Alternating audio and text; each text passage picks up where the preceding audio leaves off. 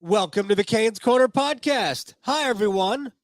I am Adam Gold, and welcome to a 3-2 overtime win that I believe left all of us um, thrilled, relieved, and a little bit on edge after the way this game was played. But those points, 2 points. And Carolina stays 3 points ahead of New Jersey in the Metro. And the Rangers were idle tonight. So Carolina is now 8 in front of the Rangers, dangerously close to wrapping up home ice advantage throughout. The Rangers can only get to 111 points. The Hurricanes need the worst that could happen is the Hurricanes need 3 points. Even if the Rangers won all of their remaining games and most of them in regulation, if the Hurricanes can manage 3 points from the next 5 games, they will at the worst have home ice advantage in the first round of the playoffs against the Rangers, probably. But that's where we would be. Although I guess it could be the Devils too.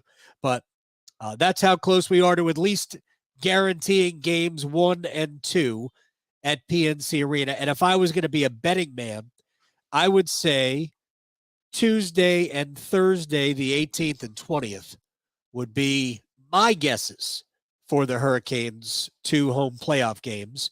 Again, making sure that the Hurricanes do have home ice advantage in the first round of the playoffs, and they're pretty close to wrapping that up.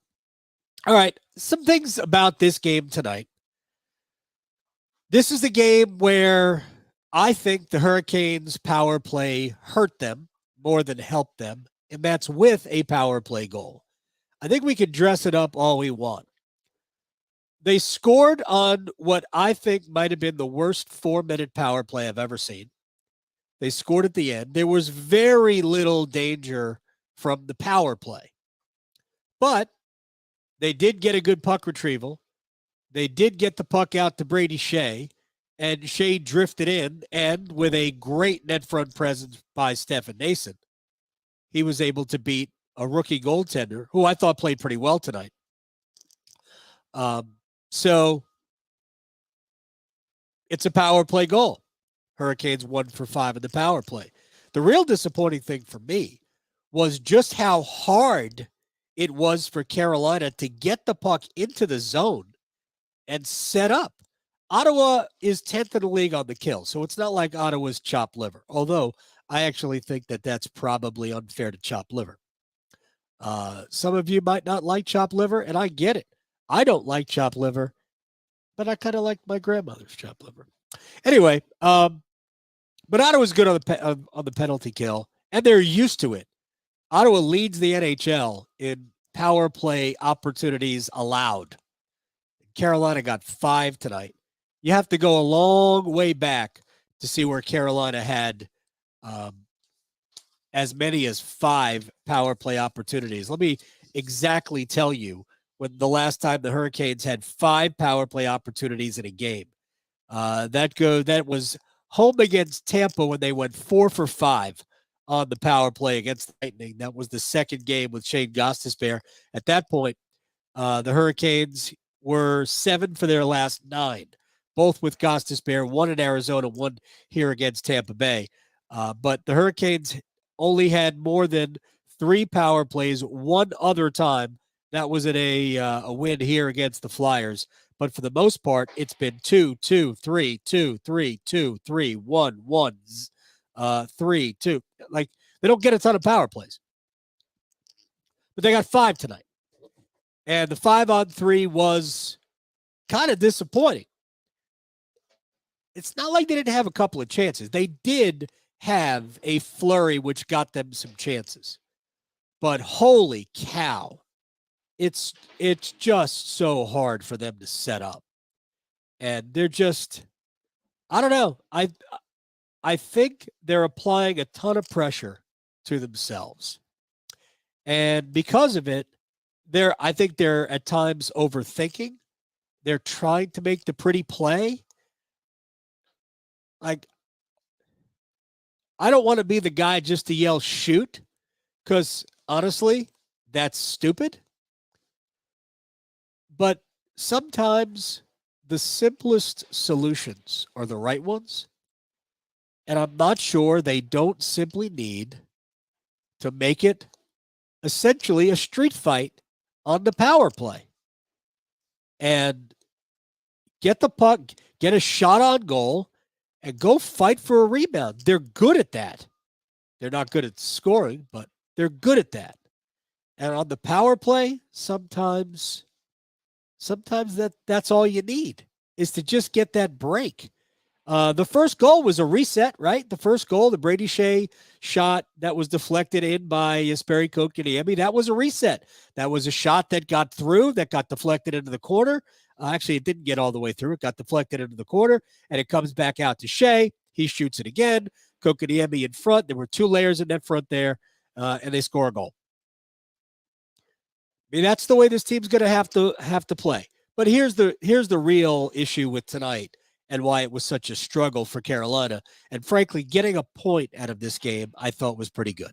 Just getting 1 point, I thought, out of this game was good. They just were not great with the puck. Jacob Slavin had a couple of uncharacteristic bad turnovers. And one, he did a good job of mitigating the 2-on-1. So he delayed it enough to allow Seth Jarvis to come back and help. And I thought Jarvis really broke up the play at the end, but he would have had no chance to get back had Slavin not handled the first part of the 2-on-1 very well. He just made it more difficult for the pass to get through. And Jarvis also had a good defensive play to cover up one of his own mistakes when he gave the puck away at the blue line. He came back, and I forget who it was against. I actually think it was against Ridley Gregg. And he actually got his stick on Gregg's stick to deflect a shot away. So there was a lot of good desperation for the Hurricanes tonight, but they allowed a lot of chances. They allowed way, way, way too many opportunities to the Ottawa Senators. And if we are keeping track of such matters, and you know I keep track of such matters, Carolina, for the first time in a long time, was out-chanced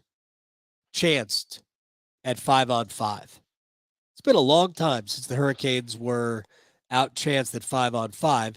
And to be honest, a lot of that was in the second part of the game. Carolina had the edge in the first period, but second, third periods, those were Ottawa periods. Carolina wasn't terrible. They had their own. They had some flurries of their own, so they counterattacked okay. But for them, way too many opportunities allowed to Ottawa. And Ottawa's a dangerous team, a really, really dangerous team. So we'll talk about. We've already talked about the style of the game. Really wasn't great. Wasn't great tonight. And I thought somebody said on Twitter. By the way, if you want to throw comments in the chat, we'll do that. And I guess I'm supposed to also say hit the subscribe button. That would be fun. It won't bother me. So hit the subscribe button. We do this after every Hurricanes game. And we'll do the next couple from the back porch. So you'll get to see that if you haven't seen it already. So I got a comment on Twitter at AGoldFan that the Hurricanes have been so inconsistent of late. And all I could think of was, I'm not sure you're watching the same Carolina Hurricanes I am. Because honestly, the last three games, and for the most part, the first period tonight, were exactly how Rod Brind'Amour wants it. I mean, identical to the way he wants it to look. But the second and third were definitely not. Way too, as he calls it, loosey-goosey. There were so many chances. Antti Ranta played great tonight. Great tonight. He didn't have to do much in Montreal in the shutout win, the 14 saves. He made some big saves that night, but man, Antti Ranta saved them tonight. He absolutely was deserving of a star. I made him my first star. They lose the game if it's not for Ranta. Now, there were other good plays, too. Jalen Chatfield saved a goal. Shane Gostisbehere saved a goal. Stefan Nason saved a goal. They made a lot of very, very good plays around the net to kind of, and they got some breaks too. You have to admit the Hurricanes got some breaks. Brady Tkachuk, not too long after, it might have been the play where Jalen Chatfield saved I guess it was a Batherson potential goal, but Brady Tkachuk just whiffed on an empty net. Whiffed. Just a wrist shot where he picked his stick up off the ice and went right over the puck. And after that, the Chatfield block ensued. So Carolina got a little lucky today, but Antti Ranta also played exceptionally well. The save on Matthew Tkachuk when he was all alone at the side of the net with the puck. His glove got just enough of the puck to have it float up in the air and over the net. He just made so many really good saves. And I know Corey Lavalette, our friend, asked in the postgame if Rod was considering, and Rod jumped in before Corey could finish the sentence. Corey ended up saying using 2 goaltenders, which, yeah, you could do that. No question you could do that. But I'd go a step further. Would you consider starting Ranta in game 1? And the answer to that is, hell yeah, I would consider starting Antti Ranta in game 1. Here's what Rod, I think, is going to do. If there is a goaltender obviously playing better than the other, then that guy has to start game 1. If it's negligible, well, then Freddie Anderson is going to start game 1. I still think that Pyotr Kochetkov will have something to say about who plays goal in the playoffs. I still think that they're going to need a high end from somebody to have a chance. But it's also possible that Kochetkov doesn't play another game here this year. It's possible. And if that's the case, I don't think they're throwing him into a playoff game. If the Hurricanes clinch and Kochetkov can get a game or two in the last few days, if the Hurricanes can wrap this up, catch a break, win in Nashville, Devils lose, and wrap up the division, if that could happen, then maybe you get a couple of Pyotr Kochetkov sightings, a Monday, Thursday, something like that, or at least one game just to see. But I think at this point, it's probably going to be either Ranta or Anderson, and Ranta's played better. He's already got a franchise record 17-game point streak as a goalie. And he's blown the record away. The other record was 12 in a row by Cam Ward. He's 15-0-2 in his last 19 appearances. 15-0-2 in his last 19 appearances. It's amazing. And he has played, for the most part, very well. For the most part, he has played very well. His save percentage in those 19 games is around .915, which is way better than anybody else on the team has right now. So he has performed at a pretty high level for the Hurricanes. And Rod said it again after tonight's game. And he said it after last night's game, or what was last night? Sunday's game against the Islanders. You don't want any of those goals that you go, ooh, right? The bad goals, the soft goals.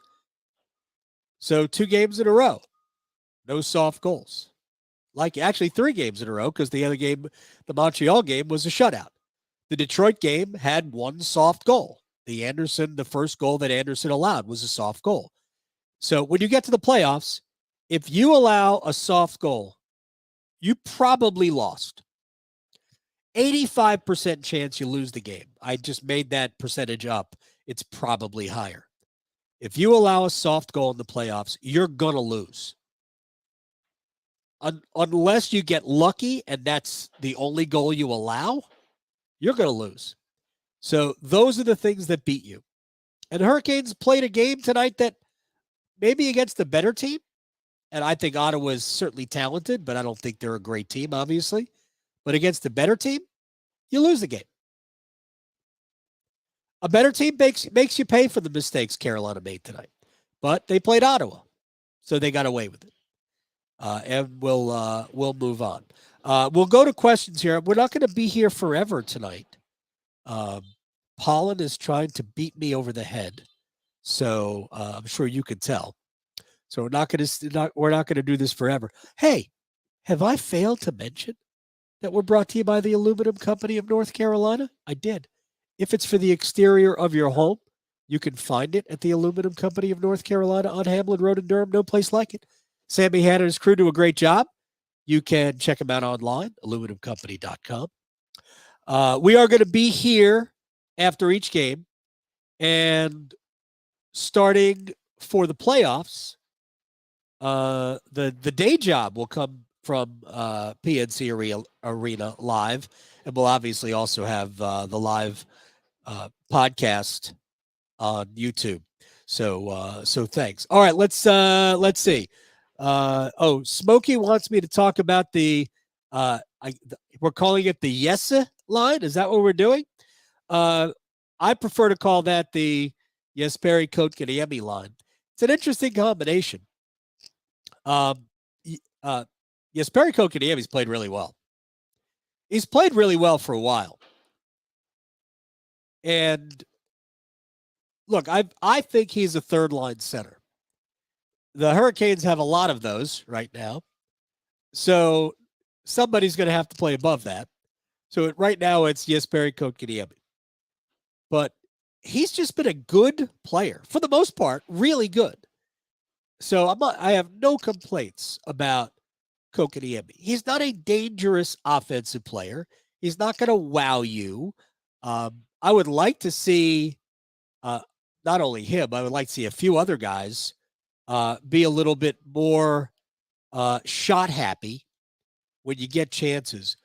It does seem like everybody takes a little bit too much time to get shots off. A good quick snapshot can be effective. Figure it out. But I thought Kotkaniemi played really well tonight. Jesse Puljujarvi has played, I think, pretty well for what he is being asked to do, which is be physical, dig out pucks. I think he's actually a pretty good defensive player. I wouldn't be surprised at some point, because he's a good skater, to see him as part of a penalty kill, but you can't give him everything right away.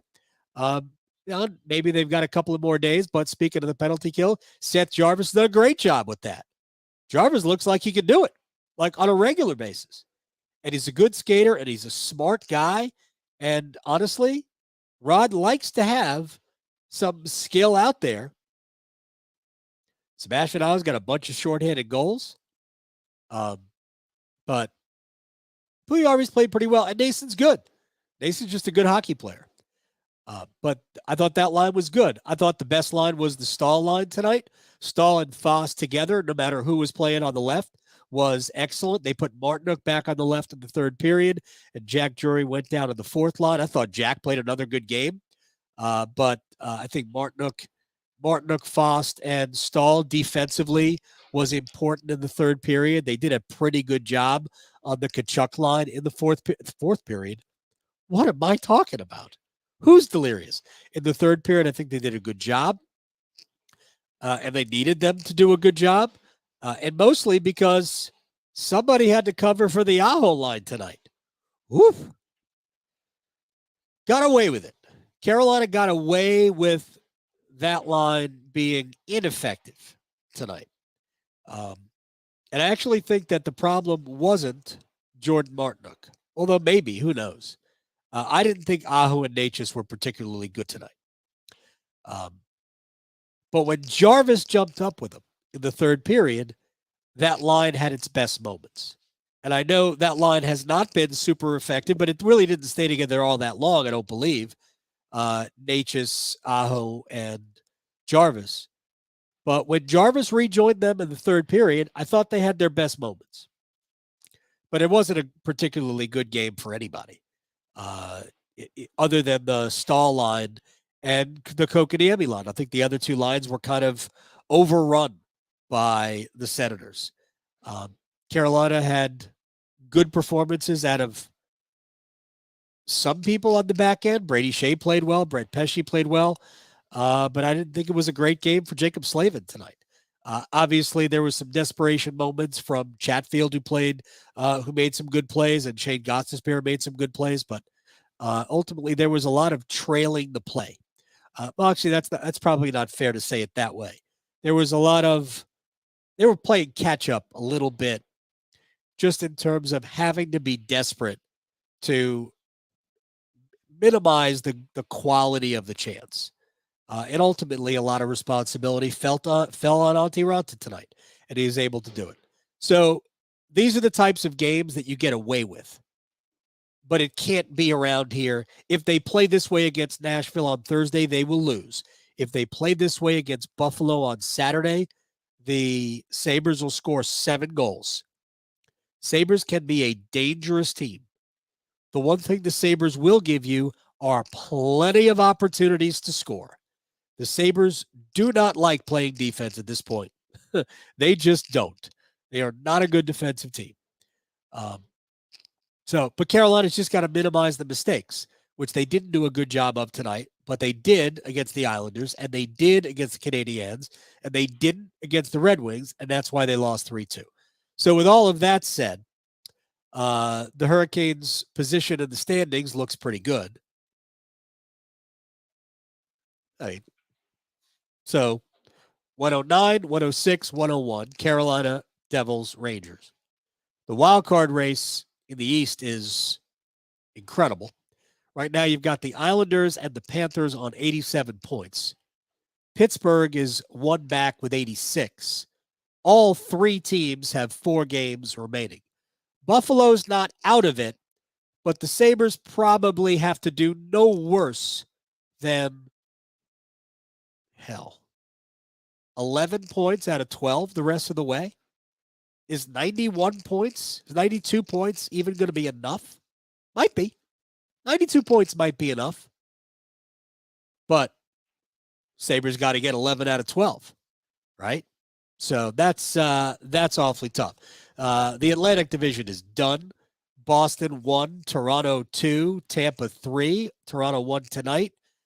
Tampa was idle, but Tampa's 6 points behind the Leafs with 5 to play. They ain't making up that ground. In the West, this is where it's really fun in the West. Dallas and Minnesota each have 98 points. Colorado has 96. Avalanche have 2 games in hand. Vegas has 103 points. They lead the Pacific and actually lost. Nashville beat them in overtime. So Nashville now has 86 points, and Nashville is just 3 points behind Winnipeg, but there are no games in hand. But Nashville is 3 points out of a wild card spot, so they're still desperately fighting for points with 5 games left to play. So Vegas is on 104 points with 4 games left. Kings and Oilers are playing in Edmonton right now. Is it Edmonton? No, I'm sorry. It's Los Angeles. And the Kings are in second with 100 points. Edmonton is third with 99. So there are some really tight races in the wild card. Seattle's about to clinch in probably another 2 games. But Winnipeg, Calgary, Nashville all in it. And Calgary and Chicago were at last look, but it's been about an hour since I looked. It was 2-2 in the second period, or might have even been late first period. So Calgary's got to keep winning to make it interesting. Nashville obviously has to keep winning to make it interesting. All right, Samuel wants to know, when do you think Teuvo Teravainen comes back in the lineup? Shoulder shrug emoji. I don't know. Rod Brindamore said today that he thought Teuvo was going to play. Teuvo came over here in the morning. They did not skate this morning. Teuvo came over here to skate, and he didn't play. Do I think he'll play in Nashville? I thought he was going to play Sunday against the Islanders. He didn't play that either. Thought he would play in Montreal. Don't know. We'll see.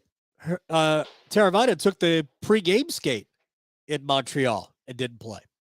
So hopefully he'll get back in the lineup. But as Rod said to me earlier, this is the time where you can afford to give guys time. And they have done that all year long. Remember, they let Aho sit out for 7 games, won all 7. They let Slavin sit out for 6 games, won all 6. I mean, they need Teuvo Teravainen to produce points if Carolina's going anywhere. Like, we could talk about goaltending and everything all day long, and you need good goaltending. But Carolina right now has limited sources for offense, especially among the forwards. The defense is great. They get their 53rd goal of the season from the blue line tonight. Brady Shea's 18th goal of the season. 18!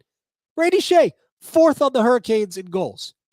It's Aho, Necas, Svechnikov, Shea. We all had that. We all had it. Tied Dougie Hamilton for the franchise record for goals for a defenseman with 18. Dougie did that, I believe, in the first year here. So, but they need forwards to score. And they need forwards to be, not only to score, but to be dynamic. So it can't just be Aho and Necas doing the scoring for the forward group. They need Teravainen. They need Jarvis, who has not scored in a month of Sundays. Like 19 games. Ottawa here, February 24th was the last time Jarvis scored. Couldn't even score on bobblehead night, but he played well. So I'm not going to complain about Seth, but they need him to score. And they need Teravainen to come back and score. And I keep saying this.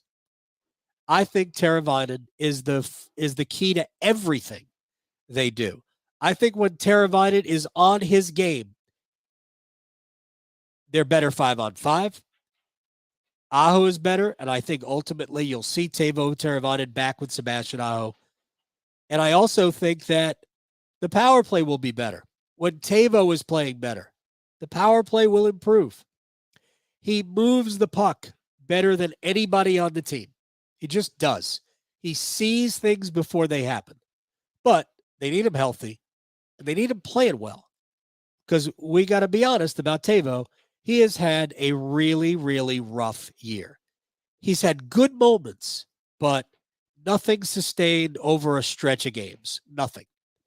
They need the best out of Teuvo. Sometimes, and I'll just say this, sometimes you get to the postseason and a switch flips. It can go both ways. You have a great regular season and then do nothing in the postseason. Or you could have a bad regular season and all of a sudden in the postseason, you dominate. Kind of hoping for that for Teuvo Teravainen. Because right now, shoulder shrug emoji. There you go. Until Saturday, right? Saturday against Thursday against the Nashville Predators. I'm sorry. And then Saturday is Buffalo. Quick look ahead. Saturday's podcast will not be immediately after. We'll probably just do a regular podcast on Saturday for it's an afternoon game. They play the Sabres at 12:30 on Saturday, and there are important family matters to attend to. So we will not do one of these on Saturday. We'll just do a garden variety podcast. But until Thursday against Nashville, we're brought to you by the Aluminum Company of North Carolina. If it's for the exterior of your home, you can find it at the Aluminum Company of North Carolina on Hamlin Road in Durham. No place like it. And if you have any home improvement needs for your home, which would be the best place to have home improvement needs, roofing, windows, siding, engine doors, storm doors, gutter helmets, they got it all. AluminumCompany.com. Thank you very much for hanging out. Hit the subscribe button. You don't have to smash it. I think you could just click it. That's probably pretty good. And we'll see you Thursday when the Canes take on the Nashville Predators. And maybe they'll be ready to clinch home ice advantage. Wouldn't that be cool? See you then.